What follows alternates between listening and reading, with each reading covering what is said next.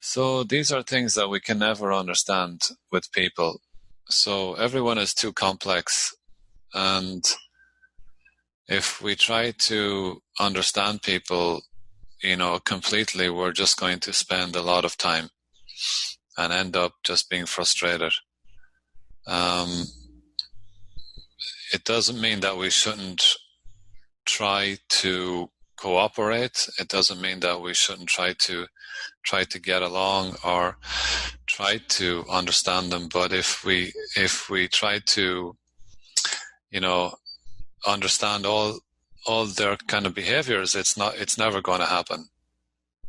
We're never going to understand somebody else.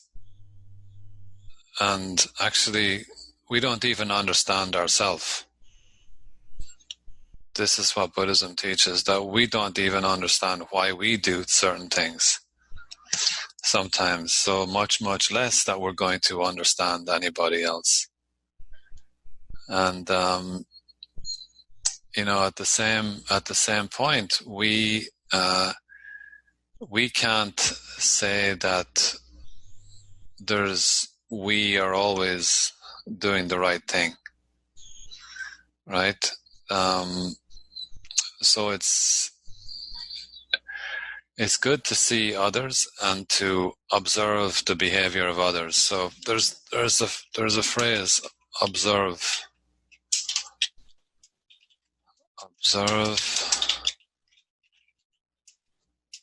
behavior of others and correct my own. So observe the behavior of others and correct my own. So when we see these things in other people, we should try to make sure that we are not doing them. Right? That we are not going to be like that.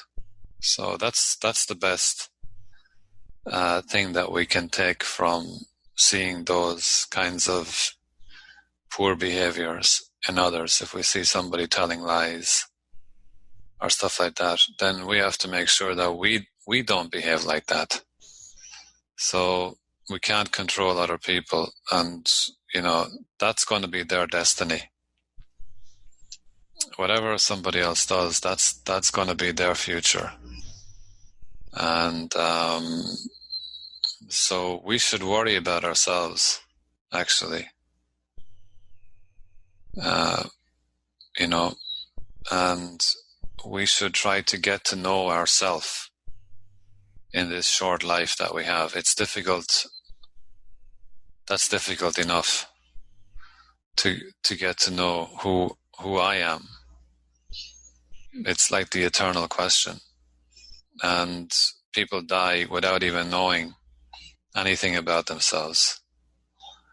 They came, they were born, they lived, and they die, and they didn't know why they were living, or who they were, or why they were here. They didn't have any clue about any of these questions. This is the reality of most people who have ever lived.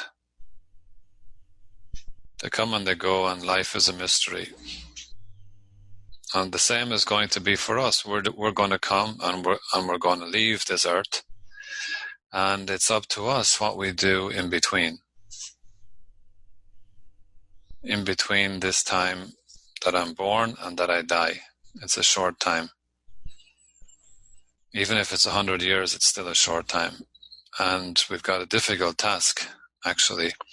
Learning Buddhism is a great big task to know who we are and to find true happiness, right? So we can never understand anybody else, and we can spend our life trying to do it, and we're not going to be fulfilled. So let the psychologists do that job, and we try to learn from others about myself and use others as maybe a kind of a mirror to who I am. and use their behavior as a way for me to improve myself. So, and in this way, then we can put that kind of observation to good use. When we see things in others, we can put that into some kind of positive use in my own life to go forward to go forward towards happiness. So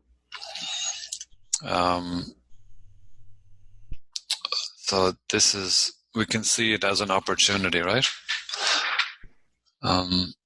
There's many things that we can correct that we can correct about ourselves.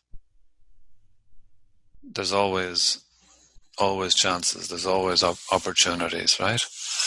And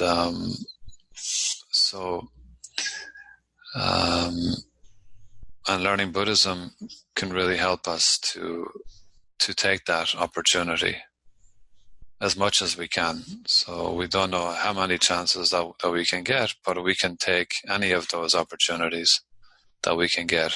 And that means that we are making the most use of our time.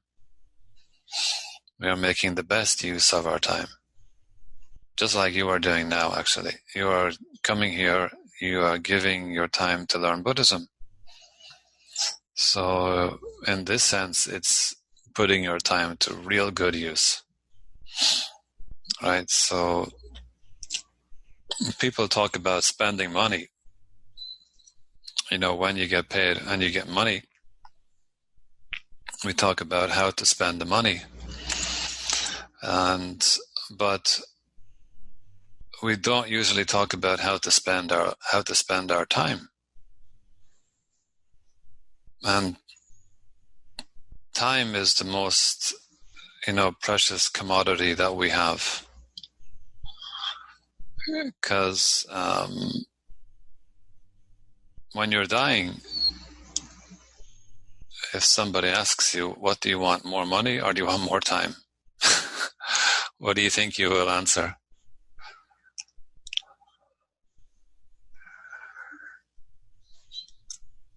Well, I hope you can hear me, but I think everyone would ask for more time, right? But when we're healthy and we're, everything else, we don't feel that time is so valuable. So we just kind of throw it away. We just waste it. We don't think it's precious, or we think we have so much of it. Oh, I've got years left. I'm 20, I'm 30, I've got 50 years left. I can relax. And, so, but if we saw time like money and we were just letting it go away, we'd be shocked.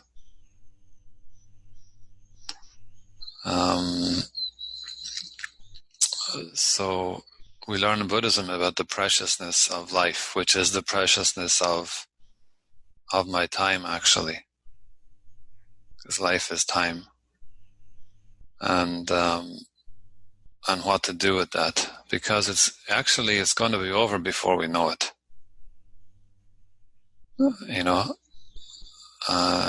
Right now we are alive and we are talking, but all the people in the past who came before us, generations, they were doing the same thing as us.